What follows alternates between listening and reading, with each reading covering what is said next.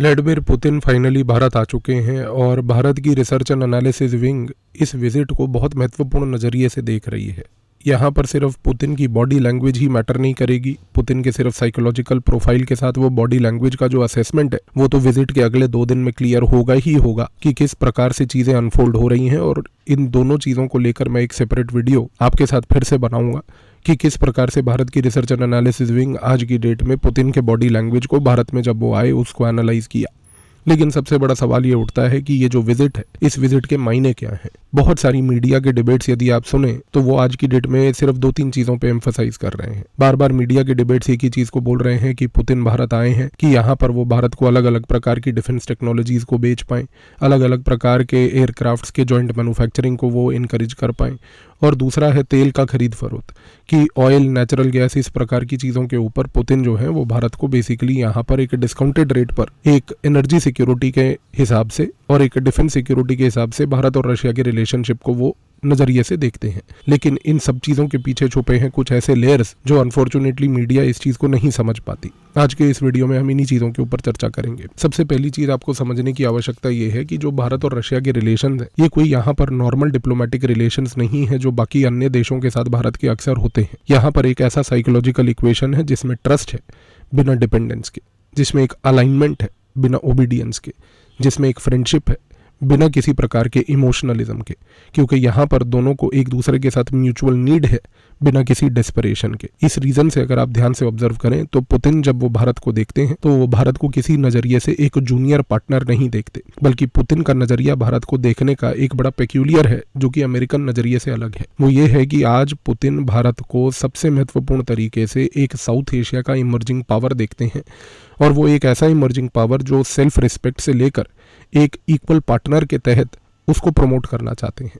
ये जो specific visit है पुतिन की, जब वो भारत अब आ चुके हैं तो यहाँ पर किसी भी प्रकार के ऑफिशियल स्टेटमेंट्स में इन चीज़ों के ऊपर चर्चा नहीं होगी। लेकिन एक चीज़ तय है कि पुतिन आज भारत को सबसे पहले एक स्ट्रेटेजिक ऑटोनॉमी के नज़रिए से देख रहे हैं। इसका मतलब क्या है? इसका मतलब ये है कि आज पुतिन सबसे पहले ये चीज़ को ऑब्जर्व कर रहे हैं कि वो कहीं पर भी एक ऐसा साउथ एशिया विजुअलाइज नहीं करते जो साउथ एशिया पहली बात तो चाइना डोमिनेटेड हो।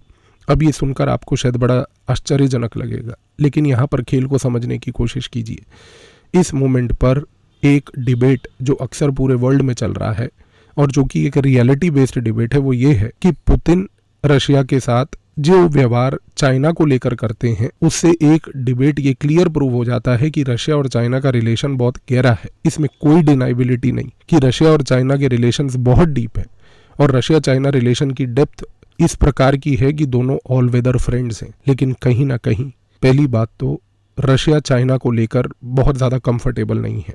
उसके 2 कारण हैं। सबसे पहला डिस्कम्फर्ट का कारण ये है कि चाइना जिस प्रकार का व्यवहार कर रहा है उससे रशिया को ये चीज़ समझ आ चुकी है कि हमें कोई डायरेक्ट फ़ायदा नहीं होगा। अगर चाइना आज रशिया के साथ एंगेज कर रहा है तो वो सिर्फ अपने स्वार्थ और अपने फायदे के लिए कर रहा है। चाहे वो चाइना आज की डेट में साइबेरिया के रीजन में काम कर रहा हो, चाहे वो चाइना आज की डेट में सेंट्रल एशिया में काम कर रहा हो, चाहे वो इन दोनों जगहों के थ्रू रशिया को एक स्टेबल फाइनेंशियल सपोर्ट और फाइनेंशियल पाइपलाइन दे रहा हो। लेकिन रशिया ये बात जानता है कि इसमें अंत में फ़ायदा चाइना का है, हमारा नहीं। इस रीज़न से ये जो विजिट भारत में हो रही है ये विजिट इस नज़रिए से देखनी चाहिए हमें कि किस तरीके से पुतिन यहाँ पर चाइना को हर्ट करना चाहते हैं, ऐसी जगह पर जहाँ चाइना को दर्द सबसे ज़्यादा होगा, लेकिन बिना महसूस हुए कि हमारे ऊपर भी कुछ इस प्रकार की गेम खेली गई। क्योंकि चाइना को टैकल करने के लिए पुतिन का जो फंडामेंटल आउटलुक है वो ये है कि वो साउथ एशिया में भारत को एक रीजनल पावर के नज़रिए से देखना चाहते हैं। पुतिन चाहते हैं कि आने वाले समय में पहली बात भारत अगर साउथ एशिया का एक रीजनल पावर बन जाता है तो यहाँ पर इस पर्टिकुलर चीज़ से 2 फायदे होंगे। सबसे पहला फ़ायदा ये होगा कि चाइना का जो ओवरऑल स्ट्रेटेजिक स्पेस है साउथ एशिया में वो कमज़ोर होगा और दूसरा, आज अमेरिका किसी भी तरीके से कुछ भी कर लीजिए, भारत को साउथ एशिया का एक रीजनल पावर नहीं देखना चाहता। इसी रीजन से आप देखिए कि डोनाल्ड ट्रंप ने कुछ दिनों पहले ही एक चर्चा करी थी G2 को लेकर। G2 का बेसिक कॉन्सेप्ट जो है वो ओबामा एडमिनिस्ट्रेशन के टाइम से लेकर ट्रंप एडमिनिस्ट्रेशन तक एक कॉमन कॉन्सेप्ट है। कॉन्सेप्ट G2 का सिंपल लैंग्वेज में ये है कि अमेरिका और चाइना के बीच में एक सहमति बन जाए कि अमेरिका जो है वो अपना पावर पूरे अमेरिकन कॉन्टिनेंट से लेकर यूरोप तक अपना दबदबा बनाए रखे, और यूरोप और अमेरिका का पूरा जो सब कॉन्टिनेंट है अगर अमेरिका के दबदबे में रहेगा तो इस कॉन्टेक्स्ट में जो बाकी पार्ट ऑफ द वर्ल्ड है, जो अदर हाफ है, जहां पर सेंट्रल एशिया से लेकर मिडिल ईस्ट से लेकर साउथ एशिया से लेकर साउथ ईस्ट एशिया तक का है, वहां पर चाइना अपना दबदबा बना ले। तो अगर हम वर्ल्ड को दो भागों में डिवाइड करके दो स्पेयर्स में बांट दें तो एक जी यानी कि ग्लोबल पावर 1 वो चाइना हो जाएगा और एक जी यानी कि ग्लोबल पावर 2 अमेरिका हो जाएगा। अब जाहिर सी बात है कि ये आज की डेट में ना भारत को और ना रशिया को दोनों को एक्सेप्टेबल है, क्योंकि रशिया यूरोप का एक डोमिनेंट पावर रहा है और वो वापस से रहना चाहता है। दूसरा सबसे बड़ी बात, आज भारत भी एक इमर्जिंग पावर है जिसको ये बात पता है कि मुझे साउथ एशिया में कतई ही चाइना का डोमिनेंस नहीं चाहिए। यहाँ पर स्ट्रेटेजिक एनर्जी इंडिया और रशिया की कन्वर्ज करती है। इस रीज़न से आप देखिए, अगर आज रशिया भारत के साथ मिलकर भारत को साउथ एशिया का एक डोमिनेंट रीजनल पावर बनने में मदद करेगा तो सबसे पहला इसका कॉन्सिक्वेंस ये होगा कि अमेरिका पूरी कोशिश करेगा कि वो अपने रिसोर्सेज को यूरोप में, जहाँ पर वो इस समय रशिया को काउंटर करने के लिए यूरोप में अपने रिसोर्सेज लगा रहा है, वो रिसोर्सेज को साउथ एशिया में लाकर वेस्ट करे, ताकि रशिया और इंडिया का एंगेजमेंट साउथ एशिया में इस प्रकार का ना बन पाए। और दूसरा, चाइना इस मोमेंट पर पूरी कोशिश करेगा कि रशिया को वो अपने पेरिफेरी में ही व्यस्त रख दे, यानी कि रशिया को सेंट्रल एशिया और साउथ एशिया में वो आने से रोके। तो यहाँ पर ये जो पावर गेम चल रहा है, इस पावर गेम को पुतिन यहाँ पर भारत आकर पहली बात तो एक रोड मैप देने के लिए आए हैं। यहाँ पर रिश्ते में फिर बोलूँगा, जो मीडिया आपको बोल रही है कि यहाँ पर तेल का खरीद फरोख्त, तेल के साथ साथ एनर्जी सिक्योरिटी से लेकर डिफेंस सिक्योरिटी से लेकर सुखोईज, ये सब चीज़ें नहीं हैं।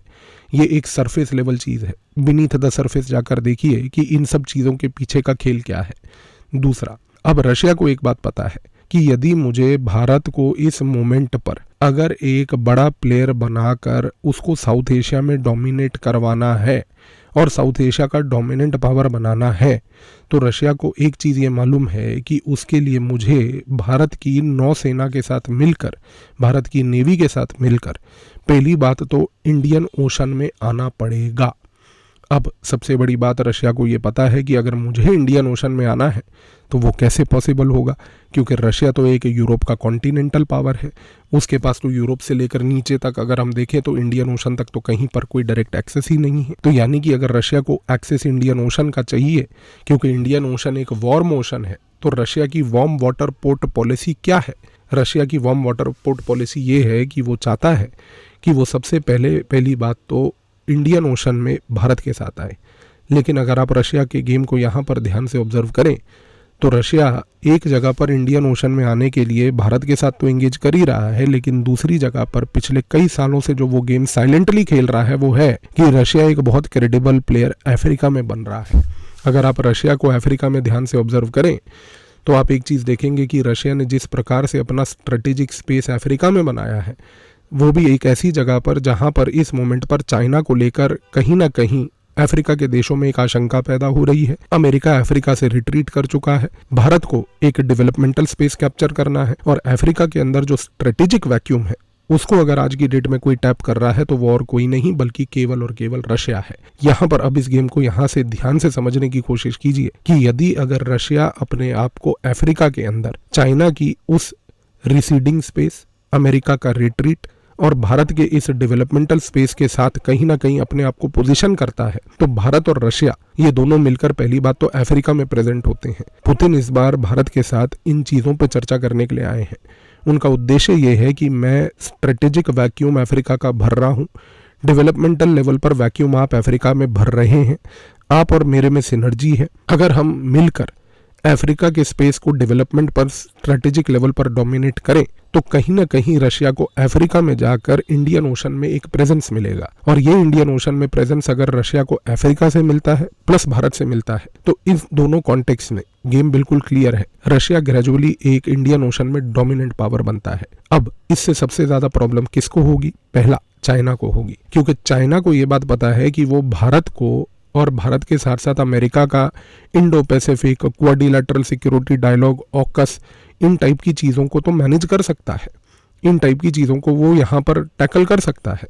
लेकिन जिस चीज़ को वो टैकल नहीं कर सकता है वो है इंडिया रशिया का जॉइंट कोलैबोरेशन और entry point in Indian ocean, क्योंकि यहाँ पर चाइना ने पूरी मास्टरी अमेरिका और अमेरिका की ग्रैंड स्ट्रेटेजी को इंडियन ओशन में टैकल करने के लिए डेवलप की है। लेकिन यहाँ पर अगर इस मोमेंट पर चाइना को अपने रिसोर्सेज को स्ट्रेच करना पड़ेगा कि अब इंडिया रशिया के जॉइंट कोलैबोरेशन को भी वो इंडियन ओशन में टैकल करे, इतने रिसोर्सेज अभी इस मोमेंट पर चाइना के पास नहीं है। तो चाइना कहीं ना कहीं इस विजिट से घबराया हुआ है। और सबसे बड़ा दूसरा पॉइंट क्या है? वो है यूएसए, क्योंकि अमेरिका इस मोमेंट पर परेशान है। अमेरिका इस मोमेंट पर यह सोच रहा है कि मैं कहीं ना कहीं पाकिस्तान के साथ एंगेज करके इंडियन ओशन में अरेबियन सी के थ्रू कम से कम एक दबदबा अपना बनाने की कोशिश करूं। लेकिन क्या ये दबदबा बन पाएगा? इसलिए नहीं बन पाएगा क्योंकि जब आप इंडियन ओशन में इंडिया को इग्नोर करके एक ना पाकिस्तान को यहाँ पर लेके आते हो तो वो ना पाकिस्तान के तहत एक चीज़ तो तय है कि इस कॉन्टेक्स्ट में उस लिमिटेड टेरिटरी से जो आपका टेरिटोरियल डेप्थ इंडियन ओशन में बनेगा वो उस प्रकार का नहीं बन सकता। तो अमेरिका खुद कंफ्यूज है कि मैं इंडियन ओशन में इंडिया को इग्नोर करके फिर इंडियन ओशन में दबदबा कैसे बनाऊं।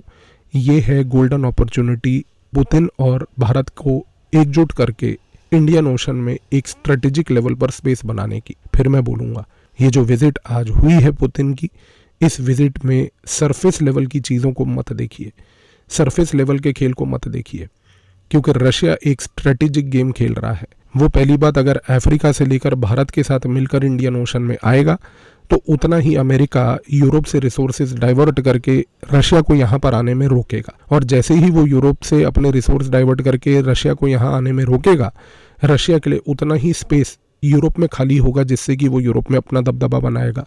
विजा विज चाइना, यहाँ पर जितना भी वो रशिया और इंडिया के कोलैबोरेशन को रोकेगा उतना ही उसके पास स्पेस अमेरिका को यहाँ पर रोकने में कम होगा। तो कहीं ना कहीं रशिया और इंडिया का ये जो रिलेशनशिप है ये एक जगह पर अमेरिका को, एक जगह पर चाइना को, इन दोनों को हर्ट कर रहा है। और इस मोमेंट पर आज चाहे भारत हो या रूस हो, ये दोनों अमेरिका और चाइना के हर तरीके के स्ट्रेटेजिक स्पेस को यहाँ पर काटना चाहते हैं।